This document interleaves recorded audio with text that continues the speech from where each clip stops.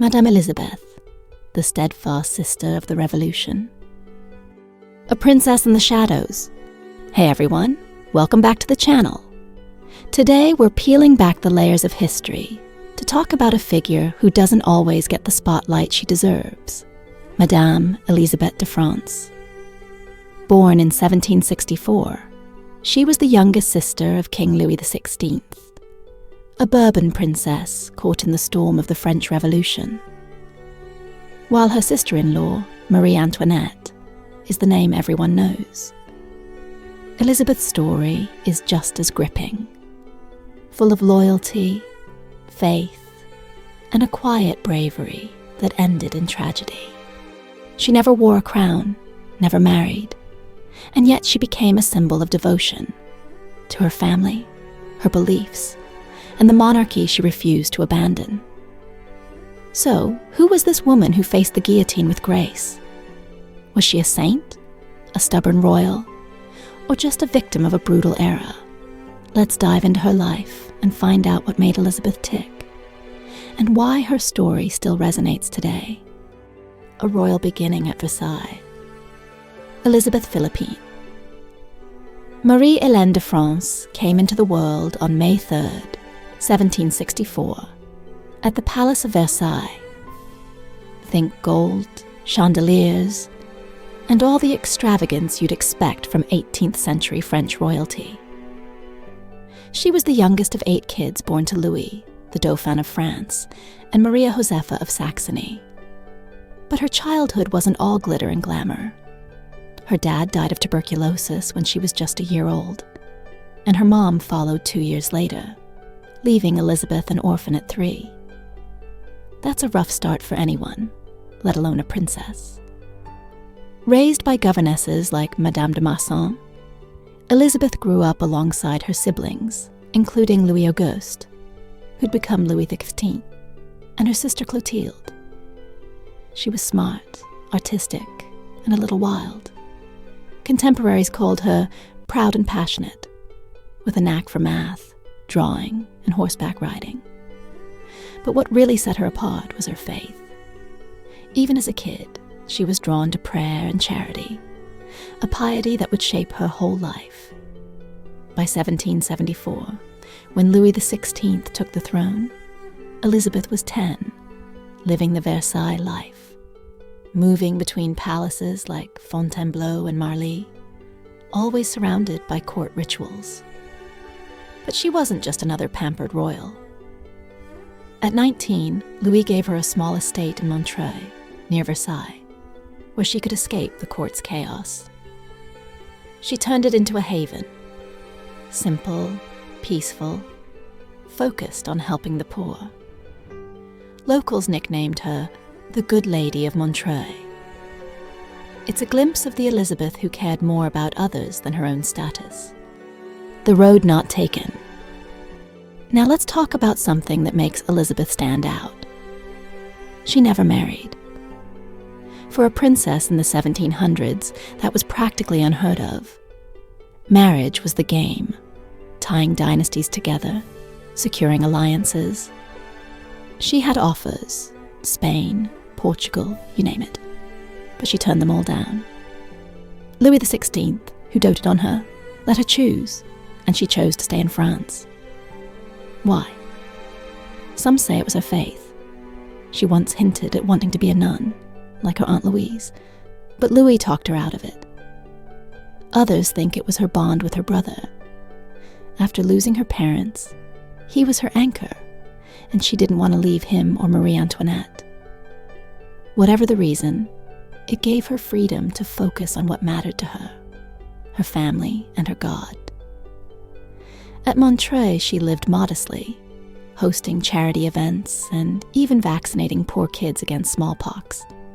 60 of them on her dime. That's not the image of the aloof royal, right? But her closeness to Louis and Marie Antoinette wasn't all rosy. She didn't always see eye to eye with Marie. Elizabeth thought the Queen's reforms, like cutting court spending, weakened the monarchy's old-school authority. It's ironic, both women loved Louis, but they had different visions for how to save him. The revolution closes in. Then came 1789, the French Revolution. The Bastille falls, the people are furious, and the monarchy's on shaky ground. Elizabeth was 25, and her world flipped upside down. While her brothers Louis XVIII and Charles X bolted for safety abroad, she stayed. Same with her aunts. She could have joined them in exile, but nope. Her loyalty to Louis XVI and Marie Antoinette was ironclad. October 5th, 1789. A mob of women marches on Versailles, screaming for bread. Elizabeth's there as the royal family gets dragged back to Paris, stuck under guard in the Tuileries Palace. She doesn't run. In 1791, during the Flight to Varennes, when Louis and Marie Antoinette tried to escape France disguised as commoners, Elizabeth went with them, posing as a nurse. They got caught, and it only made things worse. By August 1792, revolutionaries stormed the Tuileries, and the family was locked up in the Temple prison. Elizabeth was still there, unbreakable. In the Temple, she became a second mom to Louis and Marie Antoinette's kids. Louis Charles, the little Dauphin, and Marie-Thérèse. She taught them, prayed with them, kept them sane in a place designed to break them. Her faith was her shield. She'd sit there with her Bible while guards jeered, totally unfazed. The final blow. The axe fell fast. January 21st, 1793. Louis XVI is guillotined. October 16th, 1793. Marie Antoinette follows.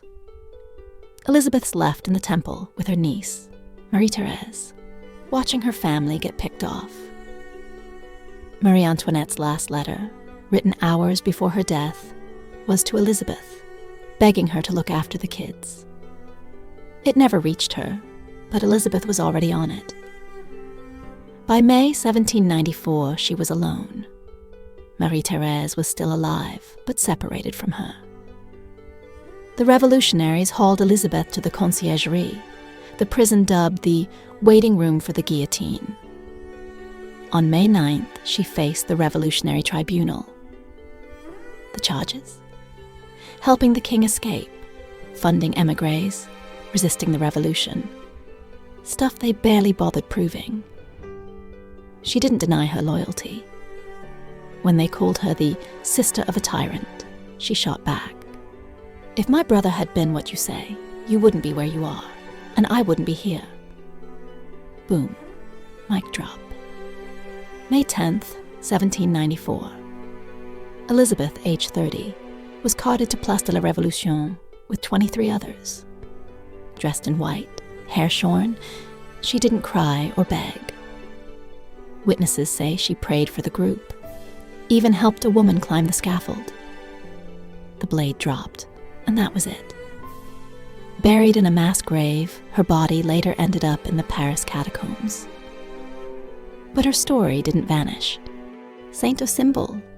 After her death, Elizabeth's legacy took on a life of its own. The Catholic Church calls her a martyr.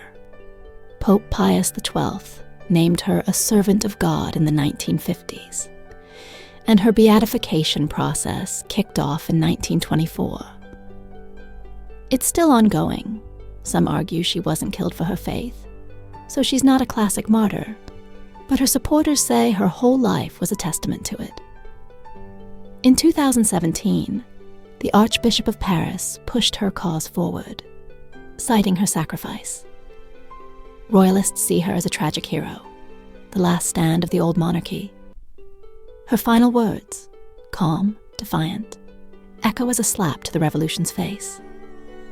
But she's not as famous as Marie Antoinette. No Hollywood biopics.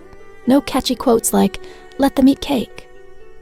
Maybe that's because she was steady, not splashy. Her power was in her resolve, not her wardrobe. Elizabeth's lesson. Madame Élisabeth de France wasn't a queen or a rebel. She was a sister, a believer, a woman who chose her path and stuck to it, no matter the cost. In a world of chaos, she found her anchor in faith and family. Her story's a reminder. Sometimes the quiet ones leave the deepest mark. Thank you so much for watching. If you enjoyed this video and want to hear more stories about fascinating figures in history, don't forget to like, subscribe, and hit the notification bell so you won't miss any future content. Feel free to leave a comment below. What do you think of Élisabeth's story? Are there other historical figures you'd like us to cover? See you next time on